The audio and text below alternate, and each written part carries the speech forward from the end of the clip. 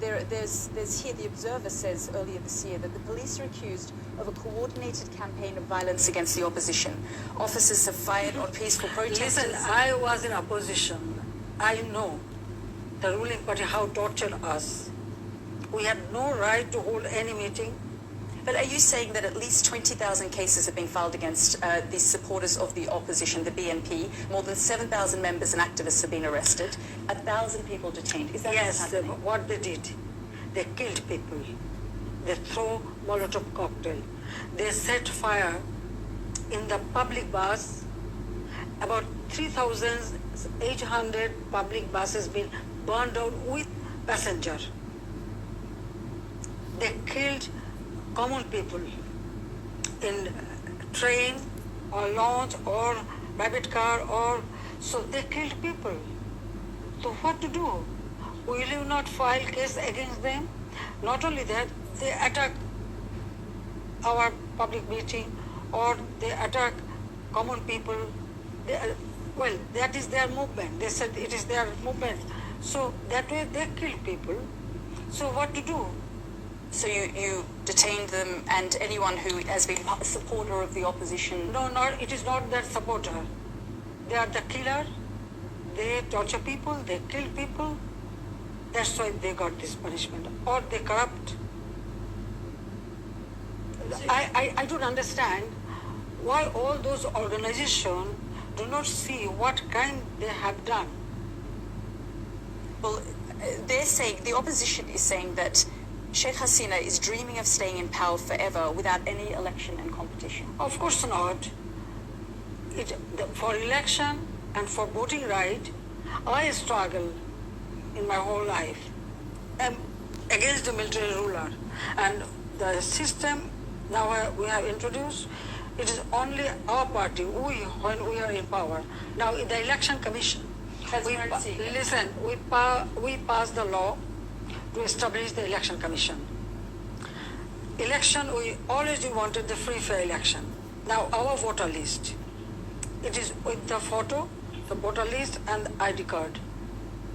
We introduced the transparent ballot boxes.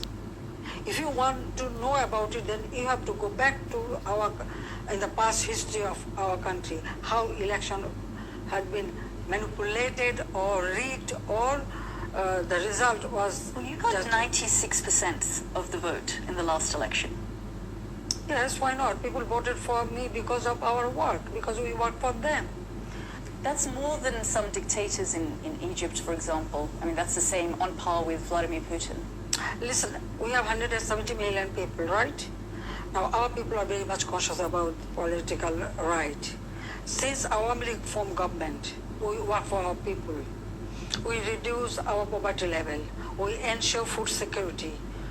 We ensure their health care, education, housing, all the basic needs we ensured.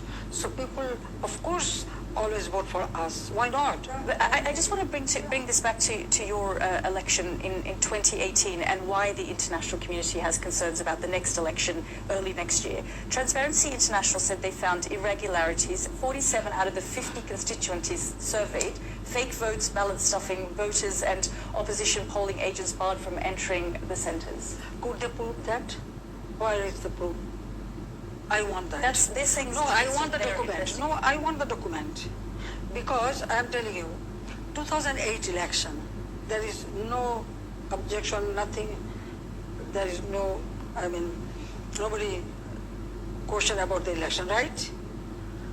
Those political party, 20-party alliance, BNP, Jamaat Islami, all together, how many seats they got that time in 2008 election?